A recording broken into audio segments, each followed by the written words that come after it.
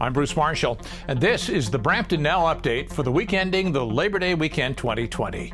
This is a succinct once-a-week hotshot of everything important that has happened in Brampton the previous week and what's coming up. Brampton, unbought and unbiased. Coming up, the cautious voice of our Chief Medical Officer of Health offers a warning.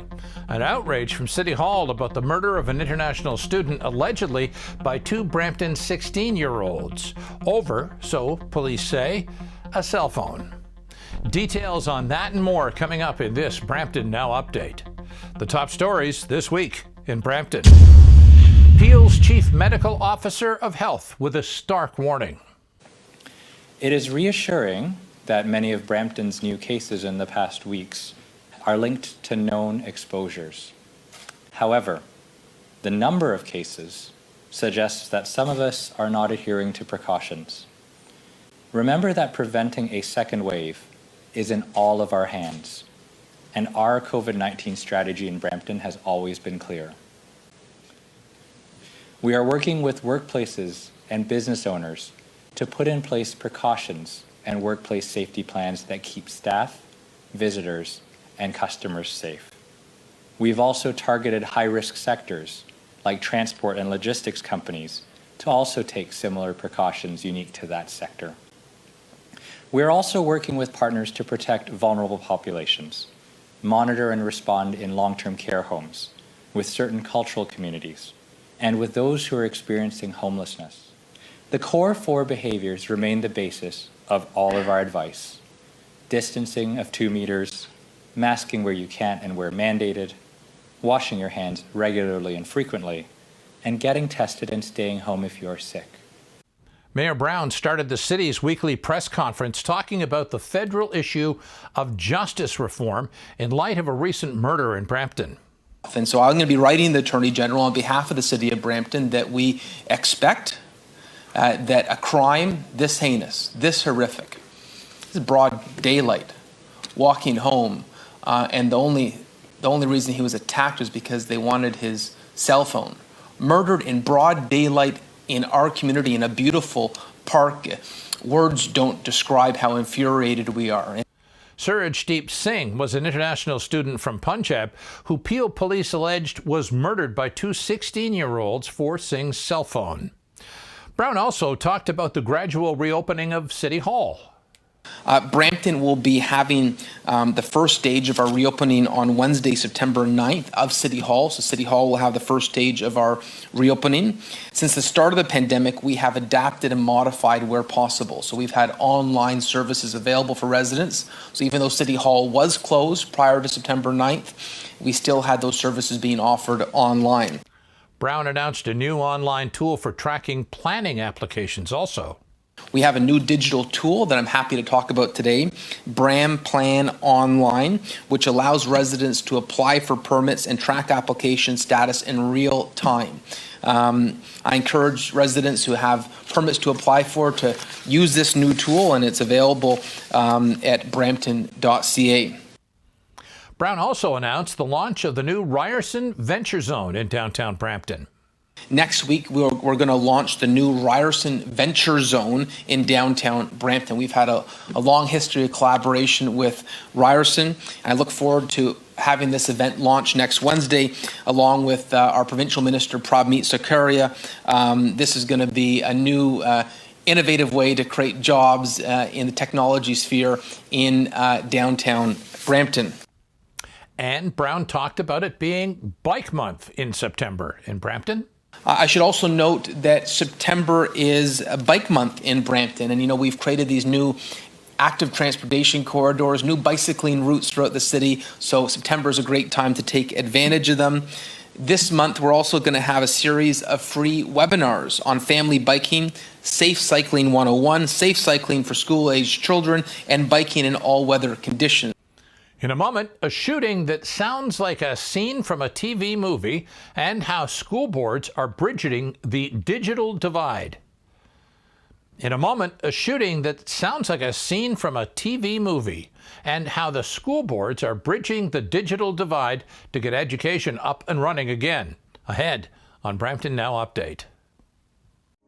Hi, I'm 𝗕𝗿𝗺𝗺𝗁𝗺, Fire Chief at Brampton Fire. Are you interested in a rewarding career which offers flexibility, competitive salary, benefits, and an opportunity to make a difference in the community? Brampton Fire might be just what you're looking for. Brampton Fire is looking for caring and compassionate people to join our diverse team. I've been in the fire service for 19 years, and it's been a wonderful experience and an absolute privilege to be with Brampton Fire. I've been a firefighter for 25 years, and I love being part of a supportive, tight-knit group that helps the Brampton community in its time of need. Please join us on Tuesday, September 1st at 7 p.m. for a virtual career information session for members of the Black community.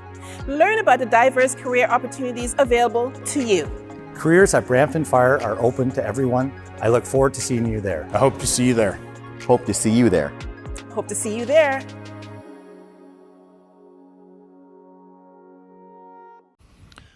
This is the Brampton Now Update. I'm Bruce Marshall. Monday afternoon, gunfire rang out at the 𝗕𝗿𝗺𝗺𝗁𝗺 Road Cemetery. It was directed at a group of people gathering in the cemetery for no scheduled reason. It wasn't a funeral. 3 were hit by gunfire and found their way to hospital. 2 vehicles fled the scene.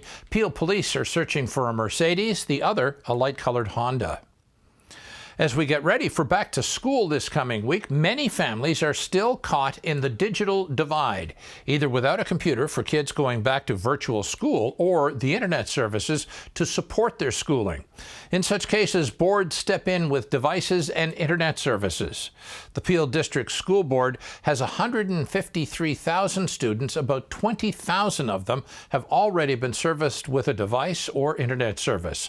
A further 13,000 will receive devices in the next few days. Surveys suggest that parents intend to keep about a quarter of Peel Region students at home.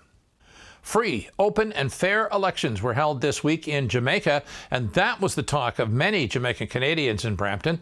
The Jamaica Labour Party, the centre-right party of sitting Prime Minister Andrew Holness, painted the country their signature green for a huge majority mandate. Key issues in Jamaica are crime and violence and youth unemployment and opportunity, coupled with problems with access to education.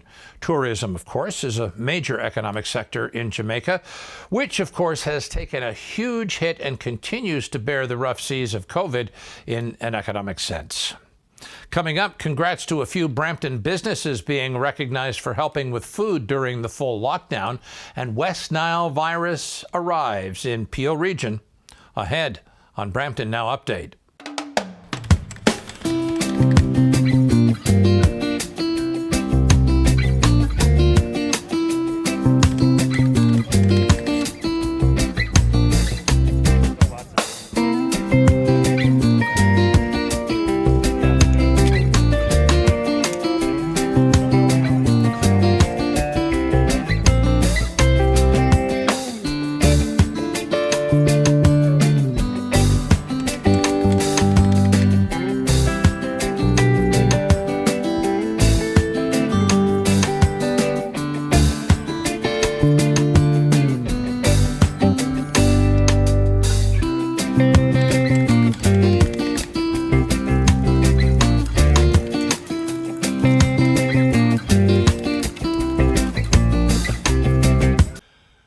I'm Bruce Marshall, and this is the Brampton Now Update.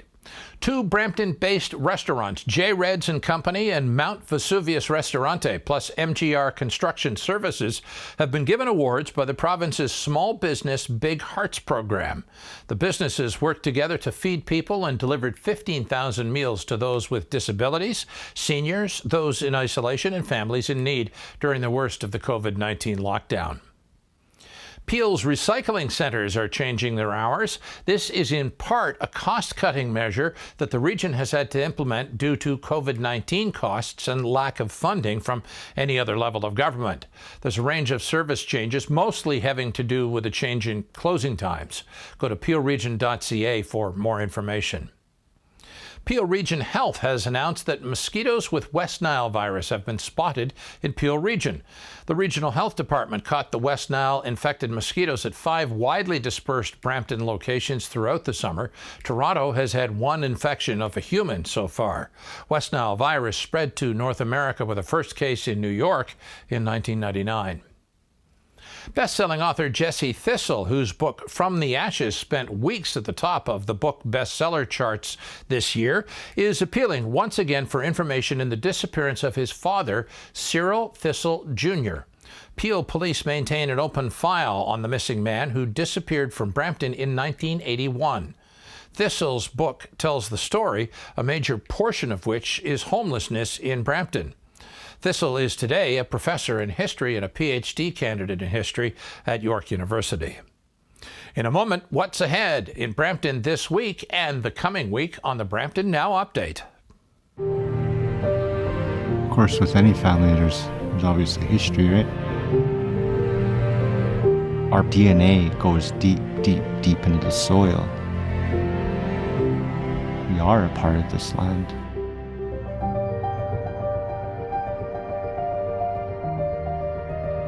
We're all the same people, surrounded by a world that you can't really explain.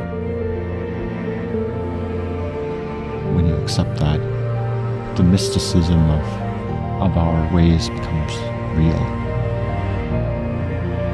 We want to break barriers and invite people in to learn about us, to learn together.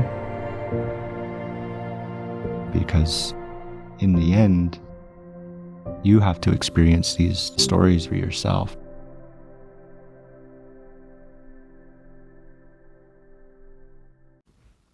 You're watching Brampton Now Update. I'm Bruce Marshall.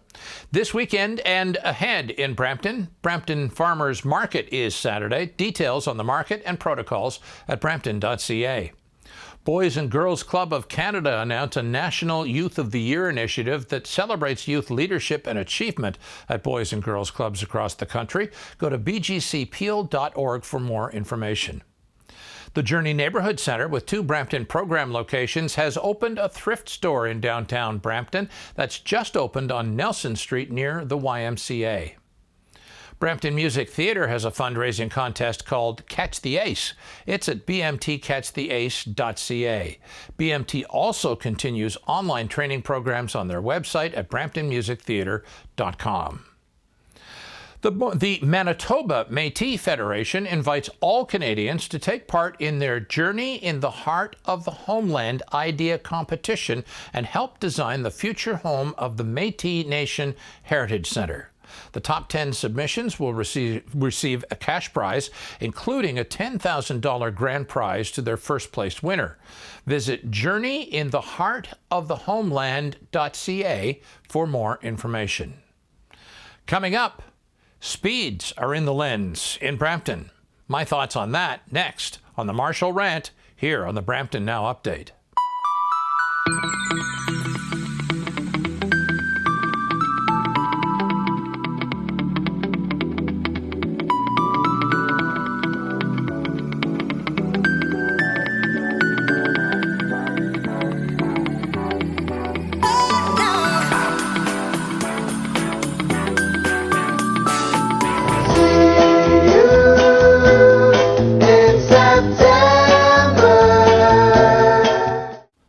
I'm Bruce Marshall, and this is the Marshall Rant.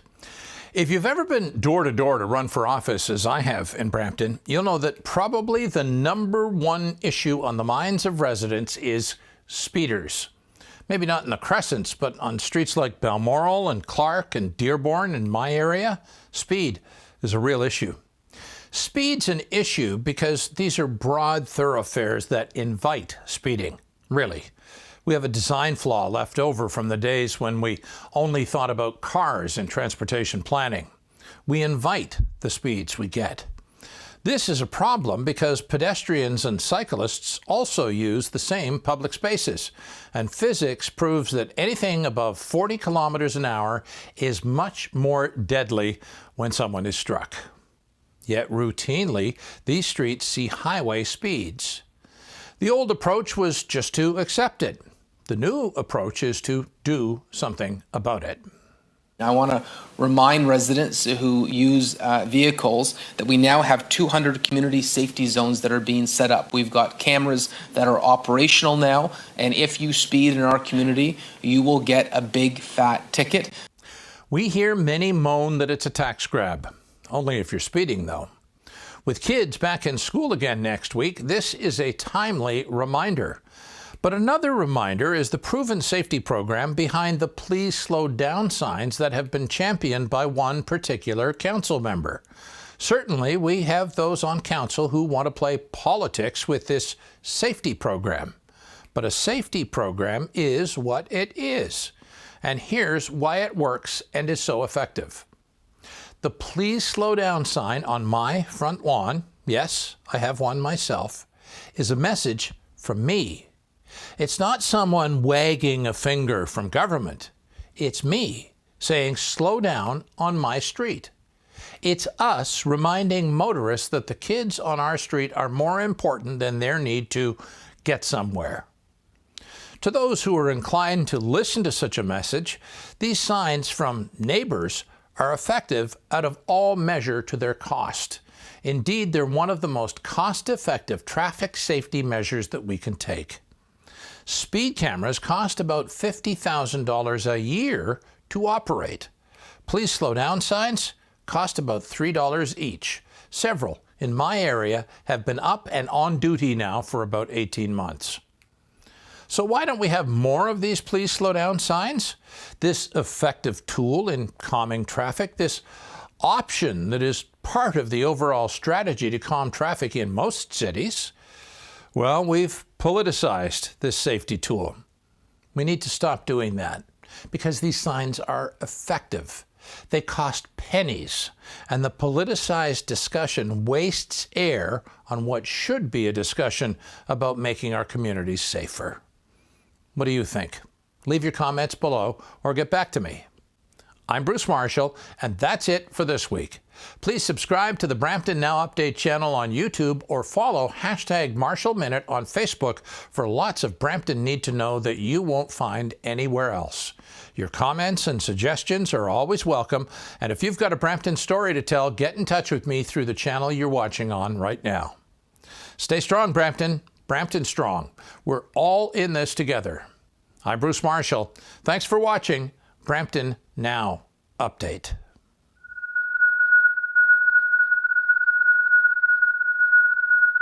Quiet, numbskulls, I'm broadcasting.